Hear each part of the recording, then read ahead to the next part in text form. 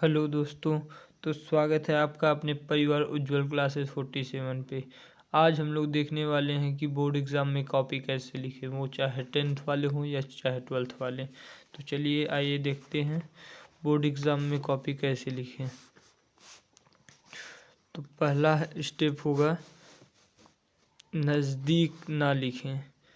पहला स्टेप नज़दीक ना लिखें, जितना हो सके उतना दूरी लिखें। उससे क्या है, आपकी राइटिंग ख़राब भी है तो भी अच्छी दिखाई देगी। दूसरा, गलत होने पर कट ना करें। अगर आप लोगों को लिखते समय कुछ याद आ जा रहा है तो उसे काटे ना, फिर से वहीं से लिखना चालू कर दे। अगर कुछ गलत हो गया भी है तो उसे गलत ही रहने दे, वरना और ख़राब लगेगा। तीसरा, दोनों तरफ लाइन ना खींचे। कभी कभी क्या होता है, स्टूडेंट इधर भी लाइन खींच देते हैं, इधर भी खींच देते हैं, तो ऐसा ना करें। इधर दो खींचे, हाँ इधर इधर कॉर्नर पे थोड़ा एक खींच सकते हैं, ज़्यादा यहाँ पे नहीं, बीच में नहीं खींचना है आपको। चौथी गलती, महत्वपूर्ण शब्दों को सेम पेन से ना लिखें। अगर जैसे पिता का नाम है या सन है, हेडिंग है या कुछ और है, पॉइंट है कुछ, तो उसे ब्लैक पेन से लिखें या ब्लू पेन से लिखें। जिस पेन से आप लिख रहे हैं उस पेन से ना लिखें।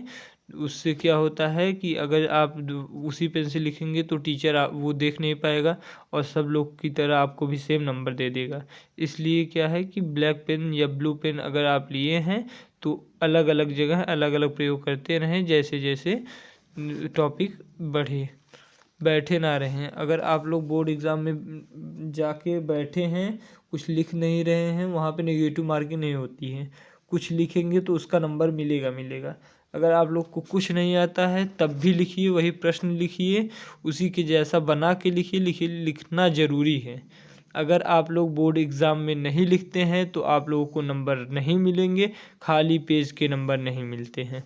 अगर मैं बोल दूं कि इस पे आप नंबर दीजिए तो आप इस पे नंबर देंगे। आप अपने मन से बताइए, अगर आप इस पे नंबर देना चाहते हो तो लिख के मत आइएगा, अगर नंबर नहीं देना चाहते हो तो लिख के ज़रूर आइएगा। कुछ ना कुछ लिखा रहेगा तो टीचर नंबर देते हैं।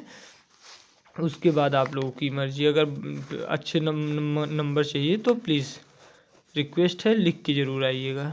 उसके बाद पेज खाली ना छोड़ें, पूरे प्रश्न करें।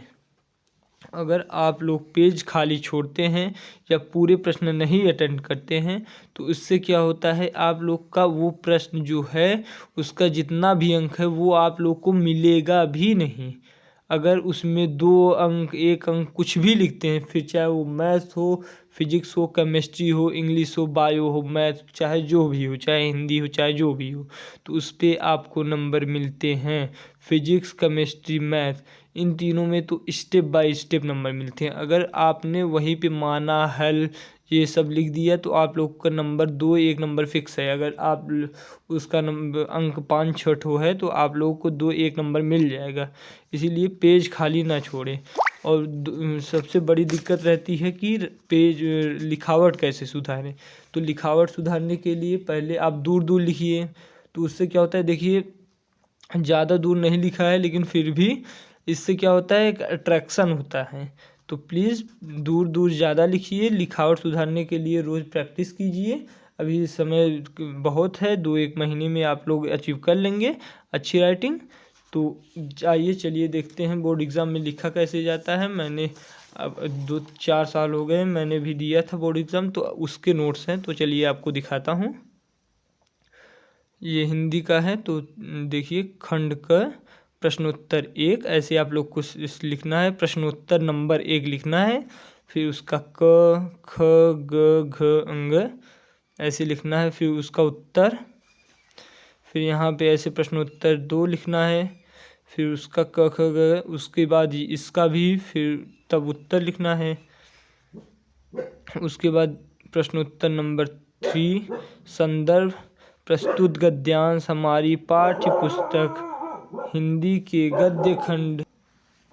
तो चलिए देखते हैं प्रश्नोत्तर नंबर 3 का संदर्भ में आप लोग को लिखना है प्रस्तुत गद्यांश हमारी पाठ्य पुस्तक हिंदी गद्य खंड में संकलित राष्ट्र का स्वरूप नामक पाठ से लिया गया है, जिसके लेखक वासुदेव शरण अग्रवाल जी हैं। ऐसे आप लोग को लिखना है, सेम टू सेम ऐसे ही लिखना है।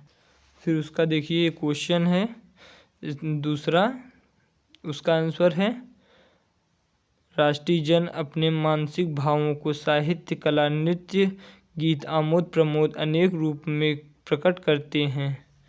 रेखांकित अंश की व्याख्या, जो मनुष्य हृदय से साफ और सज्जन होता है, वो व्यक्ति संस्कृत के बहुत से आनंद पक्ष को स्वीकार कर आनंदित होता है।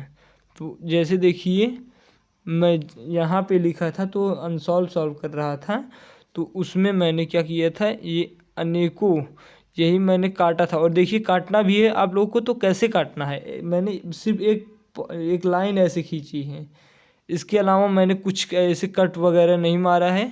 आप लोग को भी नहीं मारना है, जैसे ऐसे ऐसे नहीं करना है आप लोग को। एक अगर ऐसे कर दिए तब भी चलेगा, अगर आप कुछ लिखे हैं तो उस पर ऐसे कर देंगे तब भी चलेगा। अगर बहुत गलत हो गया, आप लोग को नहीं लग रहा है कि ये सही है, या जैसे बहुविकल्पी ऐसे हैं तो वैदेही वनवास, इसकी जगह अगर कुछ और दूसरा लिख दिए आप, तो इसको जो है ऐसे कट कर दीजिए या ऐसे लाइन खींच दीजिए, फिर यहाँ पे लिखिए। लेकिन अगर जब इसमें दिक्कत है तो ऐसे छोड़ दीजिए, वो समझ लेते हैं। फिर ये देखिए उसका उसी प्रश्नोत्तर 3 का ही क्वेश्चन है,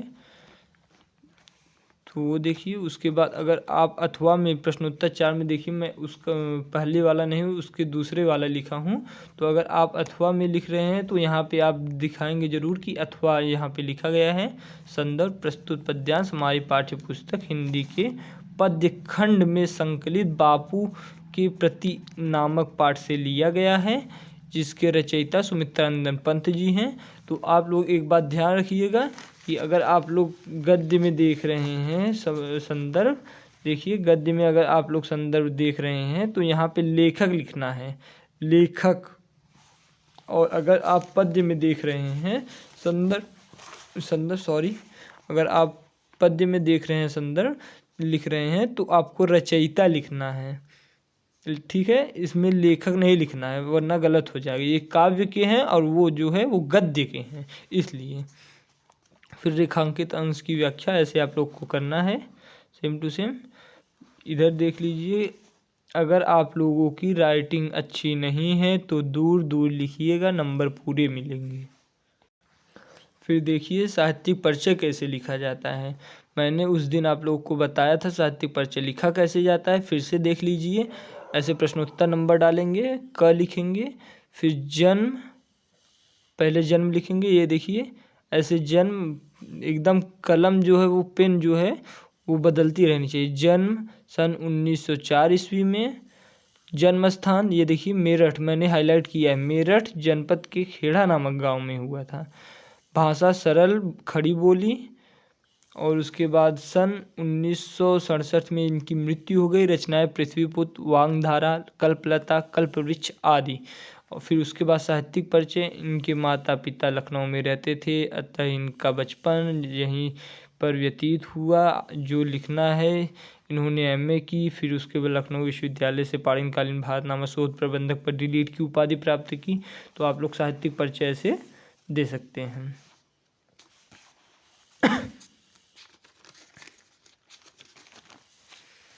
फिर उसके बाद वो थे पद्य के, और ये है गद्य का साहित्यिक परिचय, गद्य की रचयिता का साहित्यिक परिचय या गद्य के कवि का साहित्यिक परिचय। जन्म स्थान, पहले जन्म ऐसे लिखेंगे 1900 ईस्वी में। जन्म स्थान कोसी जिले में हिमालय के पास। पिता का नाम गंगादत्त, बचपन का नाम गोसाई दत्त। किस युग के कवि हैं? छायावाद के कवि हैं।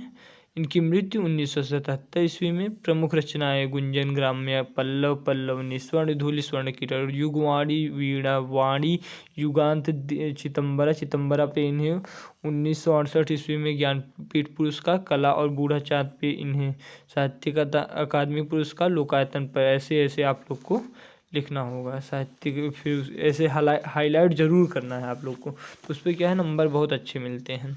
फिर पंचलाइट कहानी का सारांश। हम जौनपुर डिस्ट्रिक्ट से बिलोंग करते हैं, तो हम जो पंचलाइट लिखे हैं क्योंकि यहाँ अभी आगे देखिए मुक्ति बोध भी आता है, मुक्ति यज्ञ, तो जौनपुर डिस्ट्रिक्ट में चलता है, तो मैंने लिखा है यह कहानी रेणु जी द्वारा रचित आंचलिक कहानी है। इस कहानी में एक बार लोग रामनवमी के दिन मेले में एक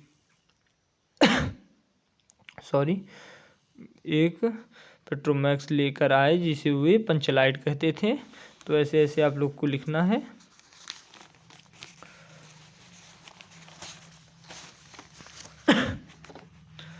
प्रश्नोत्तर नंबर खंड ख प्रश्नोत्तर नंबर 8 फिर अथवा लिखना है। अगर आप अथवा वाला लिख रहे हैं तो अथवा लिखना है।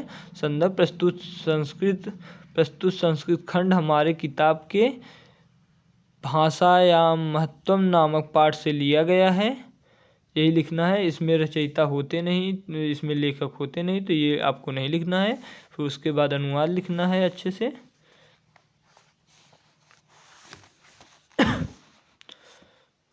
फिर जिस प्रकार खुशी होने भी प्रयत्न, ये सब आप लिख लेंगे। देखिए ऐसे सेम टू सेम लिखना है। ये मैंने मॉडल पेपर सॉल्व किया था और आप लोग को भी बोल रहा हूँ मॉडल पेपर आप लोग 4-5 ज़रूर सॉल्व करके जाइए। चाहे हिंदी का करिए, चाहे मैथ का करिए, चाहे जिसका भी करिए, लेकिन मॉडल पेपर सॉल्व किए बिना नहीं जाएंगे। चाहे आप 10 में हो, चाहे 12 में हो, चाहे जिसमें हो। अगर आप 12th में भी है तब भी आपको 2-3 मॉडल पेपर सॉल्व करना ही करना है।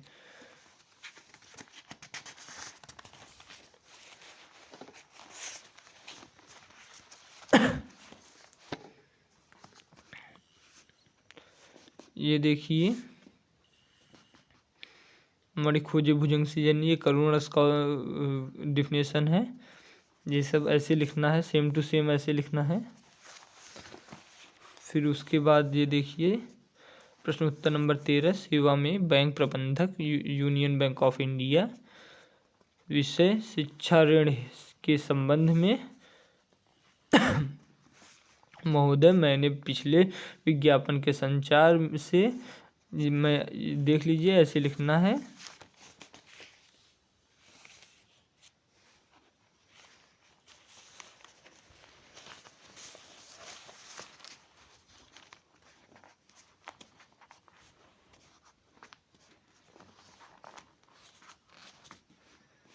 देख लीजिए पर्यावरण पर निबंध।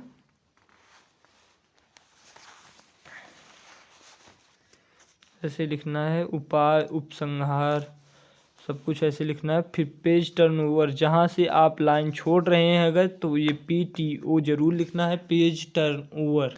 ठीक है, आप लोग को इतना समझ में हम करते सोचते होंगे आ गया होगा। फिर चलिए देखते हैं नेक्स्ट वीडियो में कि हम लोग कैसे अच्छे मार्क्स अचीव कर सकते हैं। अच्छा, अगर आप लोग को कोई क्वेश्चन दिया गया है और उसका आंसर नहीं पता है तो क्वेश्चन का जो पूछा गया है टॉपिक, मेन थीम क्या है, उसका हेडिंग बना के, जैसे आप लोग को समझ में आए। मैथ का है तो कैसे लिखना है, माना, हल, ये सब। उसके बाद अगर फिजिक्स का है, केमिस्ट्री का है तो कैसे लिखना है, हिंदी का है तो कैसे लिखना है, उसका हेडिंग बना बना के लिखना है। ये सब अगर आप लोग एक चैप्टर का कुछ भी पता है, अगर उसमें का जिस चैप्टर से वो आया है तो उसे भी लिखिए, आपको नंबर मिलेंगे। पूरे नहीं मिलेंगे लेकिन मिलेंगे ज़रूर। आप लोग का वो मेहनत बर्बाद नहीं जाएगा। और याद रखिए ये नेगेटिव मार्किंग इसमें नहीं होता है कि आप लोग के नंबर काट लिए जाएंगे गलत लिखने पे। अगर आप लोग सही लिखे हैं तब भी नंबर मिलेंगे, अगर आप गलत लिखे हैं तब भी पूरे नहीं तो 2-1 नंबर ज़रूर मिलेंगे, क्योंकि खाली पेज पे नंबर नहीं मिलते हैं। तो आशा करता हूँ कि आप लोग को ये वीडियो ज़रूर समझ में आया होगा। तो ऐसे ही अच्छे और दिलचस्प वीडियो देखने के लिए हमें फॉलो करें, उज्ज्वल क्लासेस 47। तो आप लोग ऐसे ऐसे देख के एकदम अच्छे से ऐसे ही लिख के आना है आप लोग को। ठीक है, ऑल द वेरी बेस्ट। मैं आशा करता हूँ कि आप लोग को समझ में ज़रूर आया होगा और ये वीडियो आपके लिए कारीगर रही होगी। तो प्लीज़ चैनल को सब्सक्राइब कीजिए और जाते जाते कमेंट करिएगा कि आप किस ज़िले से हैं, आपका नाम क्या है, आप रोल नंबर दीजिएगा, तो जब आपका रोल नंबर आएगा तो दीजिएगा, तो हम आपका चेक करेंगे कि आपका कितना रिजल्ट आया है। Okay bye, thank you.